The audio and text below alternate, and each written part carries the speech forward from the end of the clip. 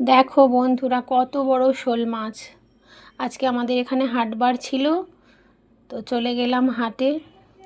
শরীর ভালো ছিল না, তাও চলে গেছি। না, গিয়ে দেখে আসি হাটে কি উঠেছে। তো গিয়েই এটার উপরে নজর পড়েছে। এত বড় শোল মাছ দেখে কি চলে আসা যায়? দেখো, 1 কিলো 650 ওজন হয়েছে, 350 টাকা করে কিলো। তো আরও অনেক রকমের মাছ নিয়েছি, সেটা দেখতেই পাবে। দেখো, শোল মাছ কাটা চলছে। তারপরে আর ওই যে তেলাপিয়া মাছগুলো দেখছো, এগুলো নিয়েছি 1 কিলো। আর অন্য আরেকটা দোকান থেকে ছোট ছোট চিংড়ি মাছ নিয়েছি। আমি ওগুলো কোনো দিন নিইনি, কোনো দিন কিনিনি। আমি আজকে কিনেছি, সবাই নিচ্ছিল তো সেটা দেখে আমি নিয়ে নিলাম।